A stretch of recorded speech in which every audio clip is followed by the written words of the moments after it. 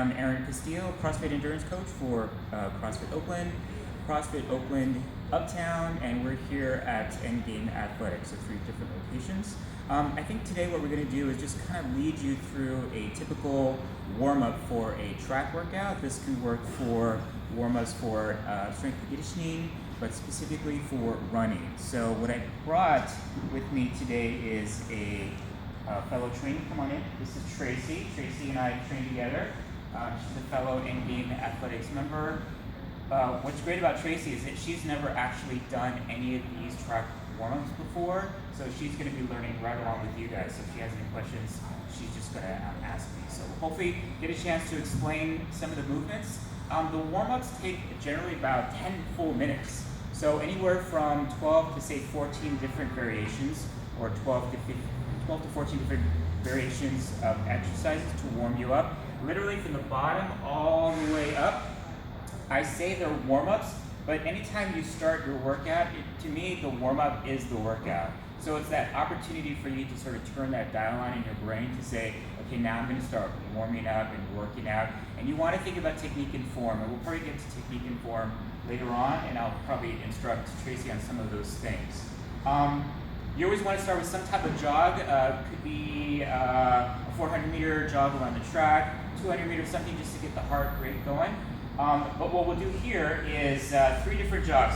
What I have set up, and all you'll need really is 30 meters. So you don't need anything very far. But again, for demonstration purposes, we just have 2 cones set up approximately 10 meters just in the space that we have here. But again, for you folks out there, you want to set up 30 meters. So what she's going to do, just to get her warmed up, typically the very first thing will be is 3 sets of jogs. You're going to jog there and back. But just for today, you're just going to do 1 just to demonstrate.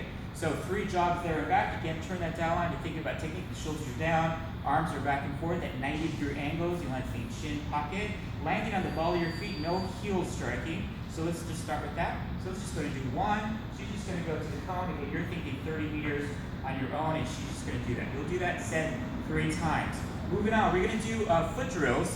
Foot drills are really fun. Again, warming everything up from the very bottom all the way up. So Tracy, go ahead and step up to the line there. We're going to start with your toes pointing out, and you're going to walk on your toes. And I want you to walk as normal as possible, which means you can't actually bend your knees, not so rigid. So give that a shot, and then you're going to jog back. Great, so you're going to feel this in your calves, also your Achilles, the fascia underneath the bottom of your feet, and that's kind of what we're looking for in terms of warming yourselves up. Step back up to the line, we'll step up to the number 2. We're going to point our feet together, do the exact same thing, walking on the ball of our feet. Ready to go. Excellent. Jog back. Again, for you folks at home, 30 meters, right? Our feet are back out, except this time we're going to be on our heels, so those toes are actually up. And again, you can bend those knees. Give that a shot. Ready to go. Very nice. Good. And then that jog back, it doesn't have to be very fast, right? It can just be a jog like this. Just think about your technique. All right, our toes are now together, and our toes are up. So we're on our heels. This one, if you have any sort of shin splint issues or lower leg issues, this feels pretty good. Nice.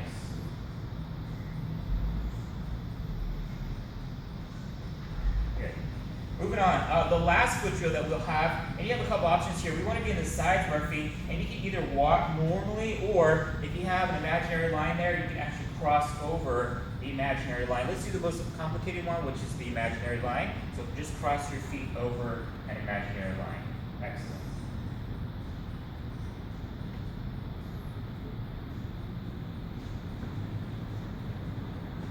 Great, now we can get a little bit more dynamic here. We can start with the side shuffle. So side shuffle is going to be a shuffle with your feet, hands overhead, and I want to see across the top and across at the bottom. What I don't want to see is, right, you're so rigid, just nice and loose. When you get to the end there, do your side shuffle facing the same direction, coming all the way back. Excellent.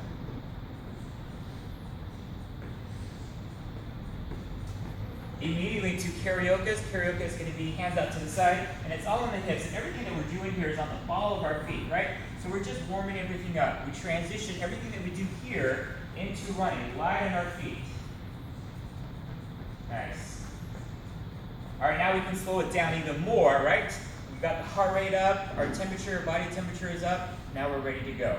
All right, so let's go to do a knee grab. Pull that into your chest, into a forward lunge. Take 3 steps in between, or actually 2 steps, sorry.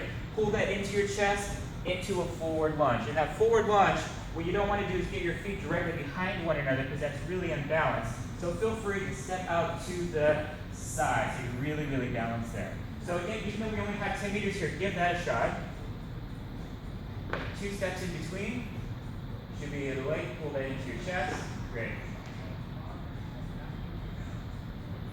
And a jog back. All right, let's open up the hips, right? So we're going to have our hands in front of us here, or you can have your hands on your hips. You're going to go from the inside out. So make a big circle with your foot. Take 3 steps in between. Inside out, make a big circle with your foot. Open up those hips. Give that a shot. Nice. Yep, good. You feel that? Yes. Very good. Moving on, now we want to warm up our hamstrings or the posterior chain, everything that's back here, the glutes, the hamstrings, the calves. We call these Frankenstein, so hands out in front. We're going to kick our feet up. Same 3 steps, kick our feet up as high as you can, typically at least up to your chin. And we want a straight leg, as straight as you can go. So if you can only go up to your waist level, that's fine too. But we want a straight leg so that we can actually stretch that hamstring there. So just see how high you can go. Hands out in front, 3 steps in between. 1, 2, 3. Should be the other leg. Tracy's pretty mobile, so it's pretty easy for her. And a jog back. Good. Moving on, hamstring stretch. So the same thing that we did up here, we're not going to do down here. This one, you really want to take your time. It's that same stretch of that hamstring. But whatever foot is in front, you want to do the opposite hand. So here's my left foot in front.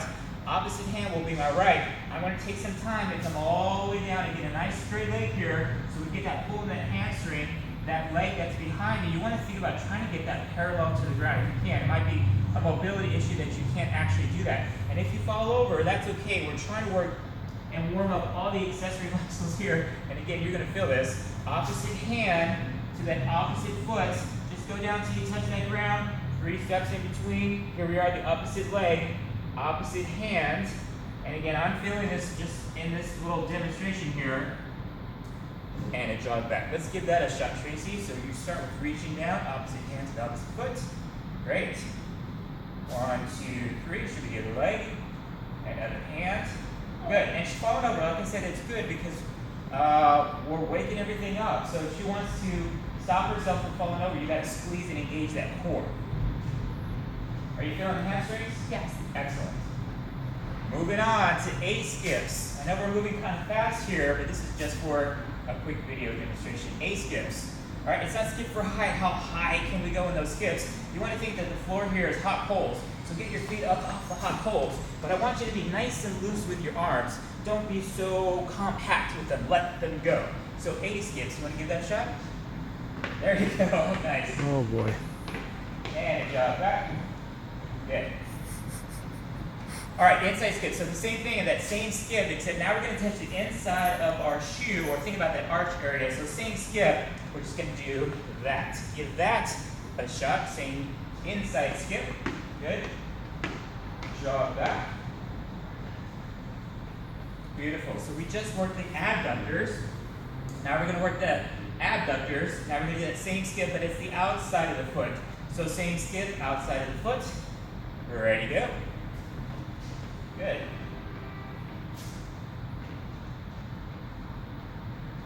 Now this one will probably be the most complicated one. It's called the B skip. So the A skip was here. Now B skip, we're just going to extend our leg. Our foot still lands directly underneath us. So instead of the A skip, we're going to extend for that B skip. I'll demonstrate.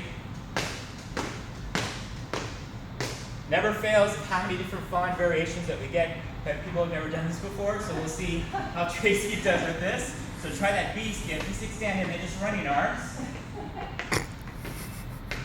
Why don't you do that coming back? Because we already know you can jog back. Extend that leg, extend that leg. Yep, keep going, keep going. Keep going. There we go, that was not bad at all. Very good. Moving on, we got Pinocchio. So these are our last two Pinocchio. Just imagine that puppet that has no joints. He's going to run, right? So if he was going to run, it would look something like this.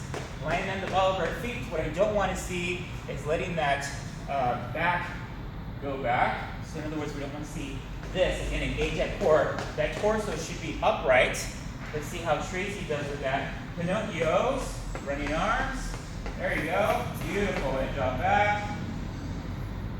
Excellent. And the very last thing that we'll do is a backwards run. And the backwards run, typically people think it's a jog back, right? But I actually want to make it a little bit more bigger, more dynamic, where you reach behind you.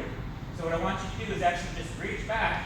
This will be the one time I allow that torso to lean forward. So even though we have a short runway here, let's give that backwards run. Reach behind you. Keep going, keep going. Nice. And then jog back. So those are about 14 drills. In total, will take you about 10 minutes to complete. I think that's a great amount of work to do for your warm-up, and then you can start your interval program after that.